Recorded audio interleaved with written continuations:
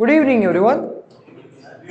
Yesterday we have seen what the assignment regarding to the specificity. Now today we will talk about combining selectors. Okay, हमारे पास जितने भी selectors हैं, classes है, IDs है, element selector है, इन सारे selector को आप जोड़ सकते हो and combinedly use कर सकते हो to identify element specifically और उस element को again properties apply करने के लिए. अब ये करना कैसे है उसके लिए ऑलरेडी मैंने एक असाइनमेंट क्रिएट की है, but before that I am gonna tell you a simple thing. जैसे कि अभी कल वाला जो असाइनमेंट अपन कर रहे थे, कौन सा वाला, क्या नाम था उसका, CSS कैस्केड, ये वाला था राइट. अब इससे देखो आप यहाँ पे ये जो white text, yellow text,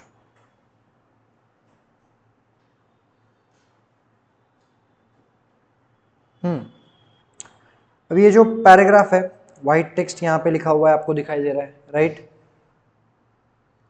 इसके ऊपर अगर आप देखोगे आपको दिखेगा कि एक ही डिवीजन को दो चीजें अप्लाई की गई है, एक बॉक्स एज वेल एज एक इनर बॉक्स, और उसके अंदर पी टैग है राइट. अब मुझे इस पी टैग का क्या करना है, let's say background colour again change करना है, तो you can combine it like कि डॉट बॉक्स पहला selector, again dot inner box that is दूसरा selector, and then P tag. Okay, इससे क्या होगा, वो ऐसा कुछ चेक करेगा जिसको, ऐसा पी टैग जिसका पेरेंट कौन है, बॉक्स क्लास है as well as inner box है, और उसमें कौन सा एलिमेंट है, पी टैग का एलिमेंट है. ऐसा स्पेसिफिकली आप उसको टारगेट कर सकते हो. तो अंडरस्टैंड बेटर हम एक प्रॉब्लम सॉल्व करके देखते हैं, ठीक है. And plus I will give you a syntax. Syntax से ज़्यादा अच्छे समझ में आएगा. सबसे पहला तरीका है सिलेक्टर्स को कंबाइनली यूज करने का, दैट इज ग्रुप. ठीक है, झुंड. ये क्या करेगा, it will apply to both selectors. ठीक है, ये एक तरीका है. अगर मान लो आपको कंबाइनली एक ही प्रॉपर्टी देनी है अलग अलग मेथड्स को, सॉरी अलग अलग एलिमेंट्स को, आपके पास एक h1 है, आपके पास एक p टैग है, दोनों का भी टेक्स्ट कलर आपको रेड करना है, तो ऐसे केस में क्या करोगे, नॉर्मली अगर ये पता नहीं है तो आप क्या करोगे, h1 curly bracket open, colour red curly bracket close, फिर वापस से p कर्ली ब्रैकेट ओपन, ये ऐसा करोगे right. But you can also do the combination, या फिर आप क्या करोगे, एक क्लास क्रिएट करोगे और h1 में और p में दोनों में वो क्लास मेंशन करोगे right. Now what you can do is, here is the syntax.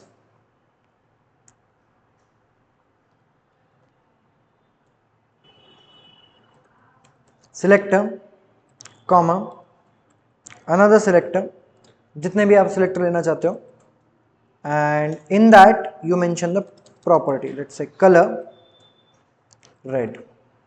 ऐसे आप मेंशन कर सकते हो आराम से. आई बात समझ में, क्लियर. अब इसको समझने के लिए आई हैव क्रिएटेड असाइनमेंट जो हम स्टार्ट करते हैं अभी. अब ये मेरे पास ऑलरेडी है, तो if I go to the preview, तो अभी प्रीव्यू हमारा कुछ ऐसा लग रहा है.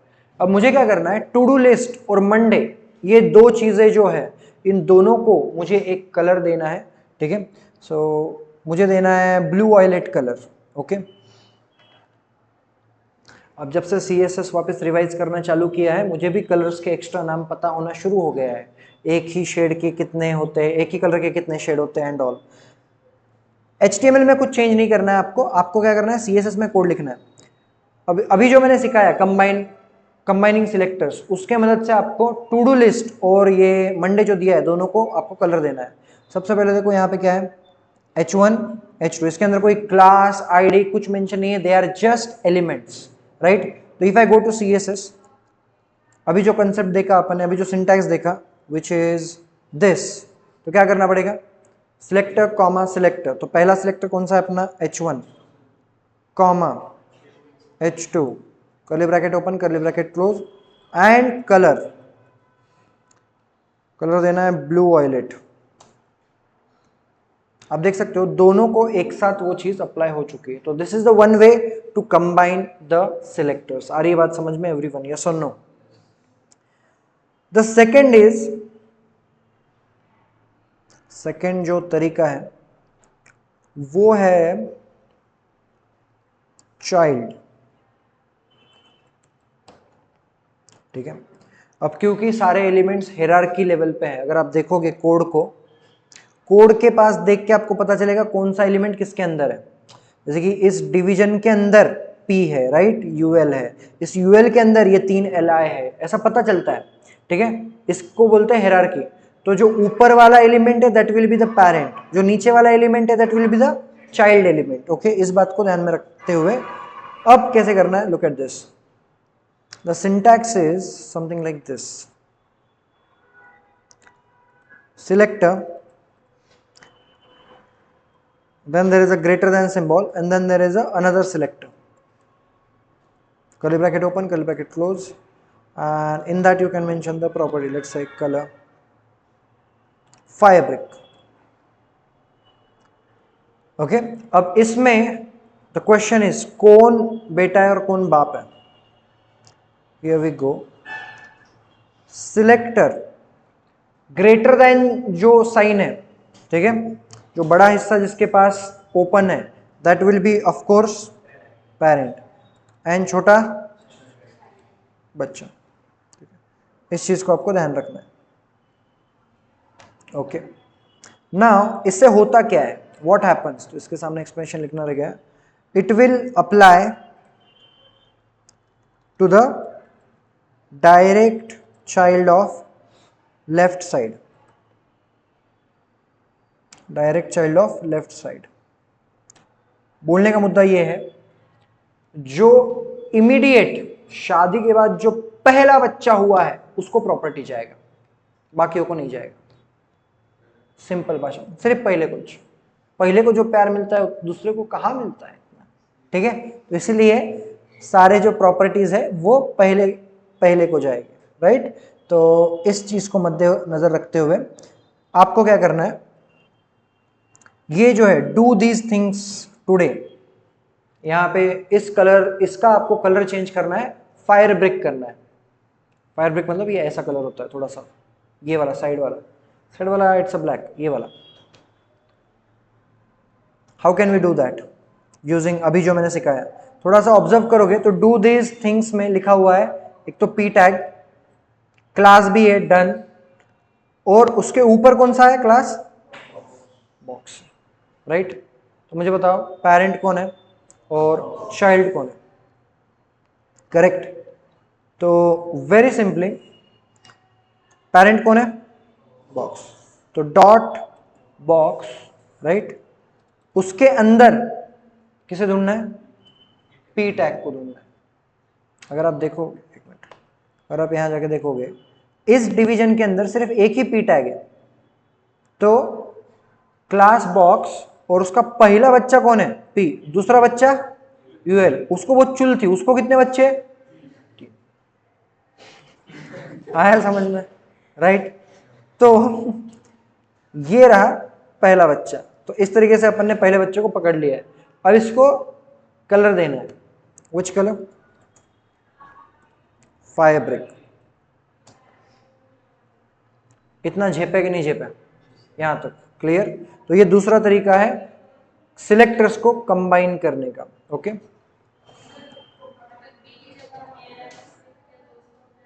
क्या क्या, Li को सिलेक्ट किया, लेट्स ट्राई दिस आउट। अगर मैं कहता हूं यहां पे Li, दूसरे बच्चे को कहां मिलता है इतना प्यार जितना पहले बच्चे को मिलता है। तो ये सीन, पहला बच्चा जो है, ठीक है, राइट, उसके पीछे भी रीजन होता है, बट ठीक है।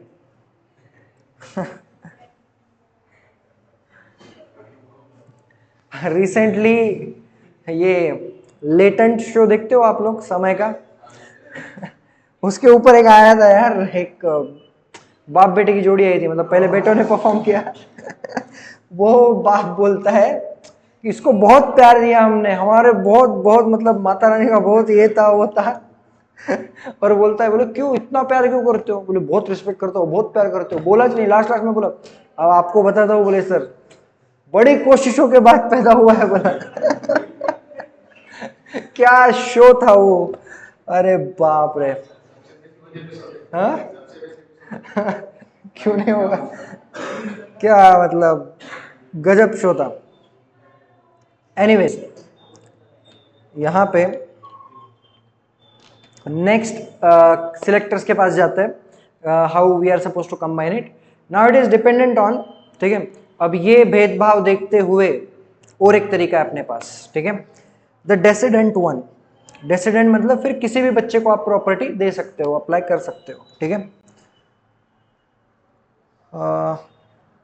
यहां पे अगर हम आ जाते हैं, right,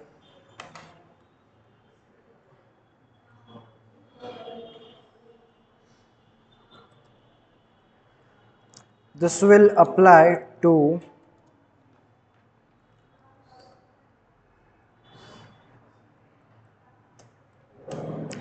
dissident of left side, ठीक है। अब इसका मतलब क्या है, मैं सिंटैक्स लिख के समझाता हूं।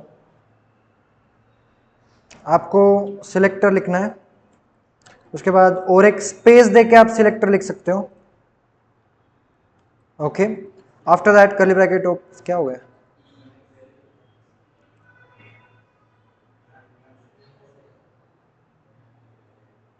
बड़ा है, बराबर है ना।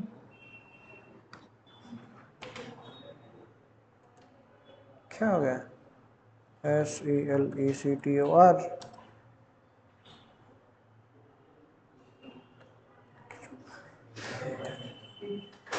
हाँ ध्यान दो क्या हुआ।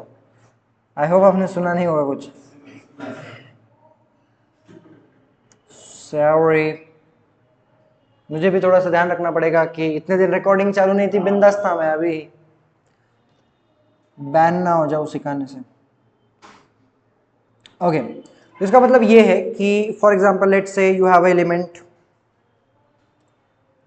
क्लास 1 है, फिर उसके अंदर you have again class 2, okay, और उसके अंदर कहीं है p टैग, ओके। तो you can select elements and descendant मतलब पहले बच्चे को नहीं, अब वो उसके आगे अगर कोई किसी बच्चे को आपको प्रॉपर्टी देना है तो वो दे सकते हो। फॉर एग्जाम्पल लेट्स से आपने पेरेंट मतलब सबसे मेजर है ये क्लास एक, मान लो ये एक पेरेंट है, ओके। इसके अंदर क्लास 2 वाला एलिमेंट है, ओके, एंड सबसे अंदर है p टैग। नाउ इसके बेसिस पे, क्लास 1 के बेसिस पे आपको क्या करना है, डोर क्लोज करो बोला, ज्यादा जोर से काउंसलिंग चल रही है, परफेक्ट, राइट। तो अब क्लास 1 के, तो अगर क्लास 1 को पेरेंट कंसिडर किया गया तो उसके डेसिडेंट को, यानी इसे आप टारगेट कर सकते हो using this type of grouping. Now to understand it, let's say कि हमें क्या करना है, वो जो 3 एलिमेंट्स हैं, अरे अपन ने इसको दिया था, अच्छा अपन ये कर रहे थे ना, इधर क्या था, आई गेस p टैग था, यप। अब आपको क्या करना है, you have to write a code जहां पे ये जो 3 बुलेट पॉइंट्स है ये हो जाने चाहिए blue. Can you do that? क्या करना पड़ेगा, थिंक अबाउट इट। कौन कोड कौन बताएगा?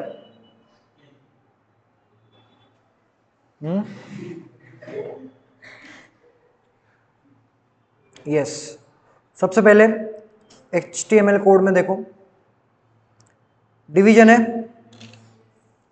Right, just a second, division है, जिसके अंदर क्लास क्या है, right. In that what do we have, again ये सेम हायरार्की लेवल पे, ये सेम हायरार्की लेवल पे, तो दोनों सेम हायरार्की लेवल पे माने जाएंगे। ग्रैंड पेरेंट कौन है, Li है। यहां पर भी मैंने क्या बोला, मतलब ये पेरेंट है क्लास 1, राइट, सॉरी ये पेरेंट है, ये चाइल्ड है, ग्रैंड चाइल्ड ये है, राइट, ओके।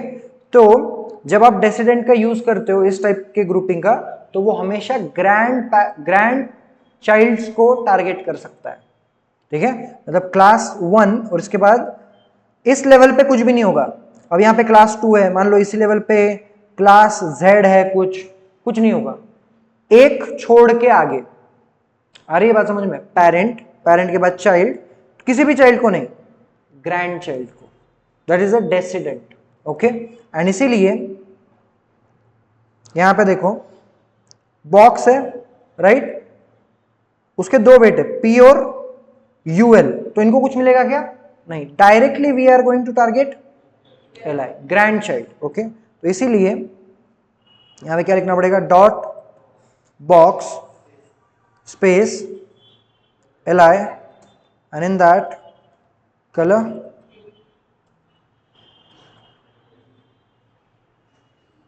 क्लियर? यहां तक समझ में आया एवरीवन? यस और नो? ग्रेट। अब नेक्स्ट चीज, अब मैं चाहता हूं कि आप लोगों को क्या करना है, रीड और मैथ, ये जो है, एक सेकेंड पहले मैं, हाँ पहले टाइप सिखा देता हूं। अगला टाइप है chaining, next is chaining, which is सबसे इजी यही है।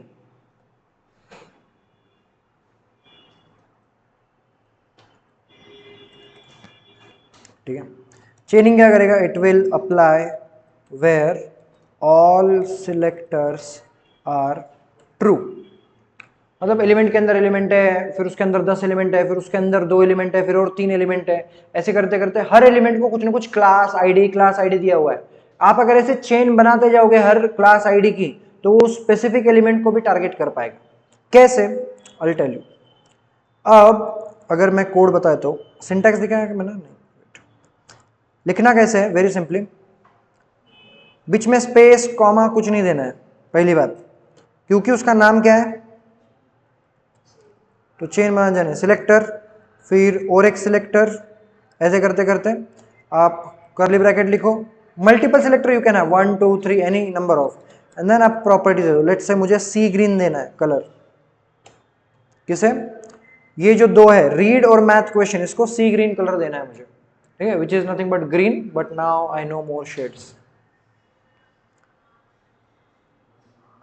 एनी आइडिया कैसे दे सकते हो? कोड के पास देख के पता चल जाएगा। क्या वो लास्ट के दो एलिमेंट को कुछ अलग है? एनीथिंग? डन नाम का क्लास अप्लाइड है सृष्टि, यस और नो? किसे?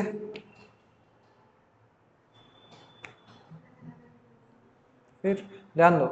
तो इसीलिए अब देखो, मान लो यहां से भी टारगेट करते गए बॉक्स एंड ऑल ये सब कुछ, अब मुझे इस पर्टिकुलर यहां इन दो एलिमेंट्स तक पहुंचना है। Use the formula of chaining and tell me.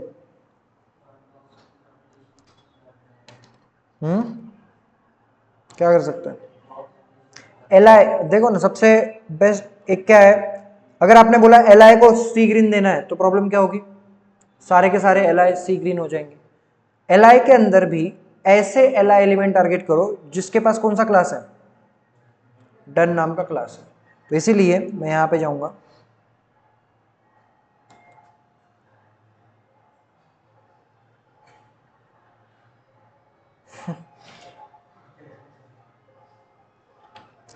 Speaker लगाने की जरूरत ही नहीं है।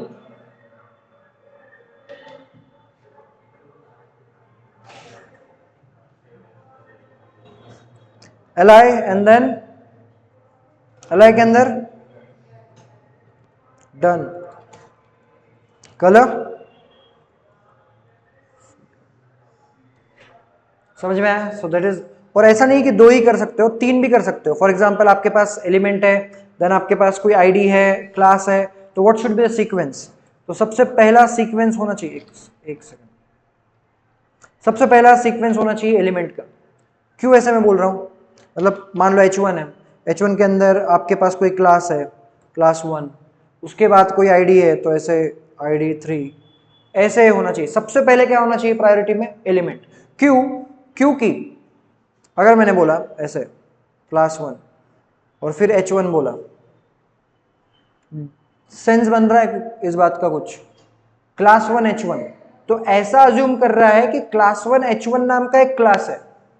Are you getting my point? अगर मैं पहले क्लास लिख देता हूं ऐसे डॉट क्लास 1 और फिर H1 लिखता हूं, इसका मतलब क्या होता है कि क्लास 1 और H1 अलग नहीं है, class 1 H1 combinedly called known as one class, ऐसा उसका मीनिंग हो जाएगा। तो इसलिए हमेशा याद रखना है, सबसे पहले हमें क्या लिखना है? एलिमेंट लिखना है, उसके बाद क्लास आईडी जो भी है, that followed by the ID you can have. देखो H1 लिखा, फिर आपके पास क्लास है, आईडी है, जैसे नीचे लिखा है वैसे आप लिख सकते हो आराम से। आई होप समझ में आ रहा है, right? So now do one thing, इसी चेनिंग का हेल्प लेके आपको क्या करना है, हमने अभी किया ना, चेनिंग का तो हो गया। अब एक और कॉम्प्लिकेटेड है जो कहीं यूज नहीं होता है, लेकिन फिर भी मैं आपको बताऊंगा ताकि आपको थोड़ा सा लगे कि हाँ कोडिंग चल रही है, राइट? अभी तक हमने देखा कि सिलेक्टर्स कंबाइन कर सकते हैं, आप कंबाइनर्स को भी कंबाइन कर सकते हो, दो अलग अलग कंबाइनर को ये कर सकते हो, एक कंबाइनर एक एलिमेंट उसको भी ये कर सकते हो। क्या करना है, मान लो आपके पास है, अभी है combining कंबाइनर्स, okay.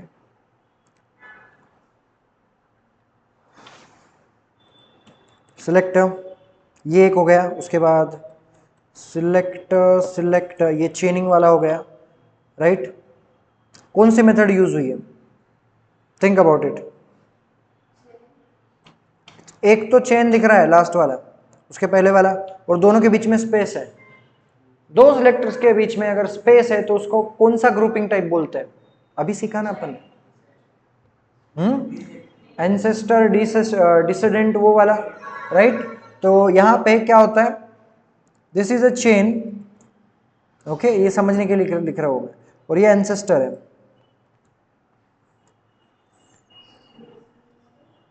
Okay.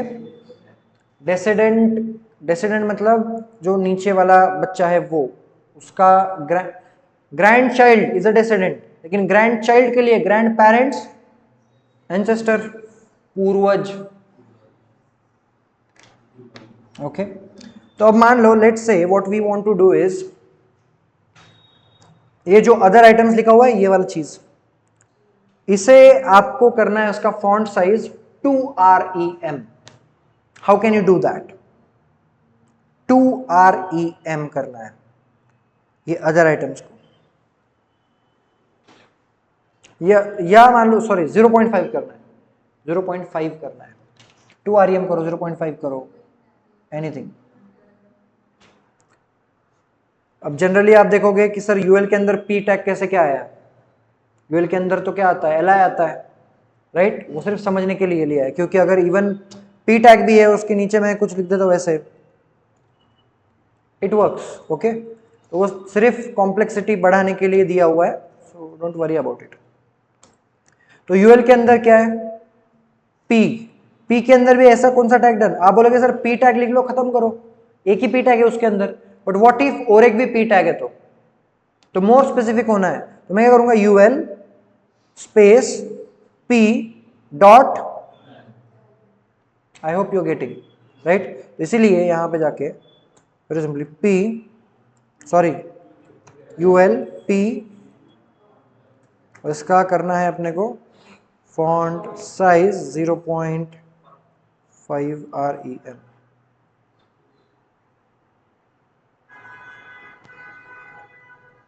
P done, बराबर है।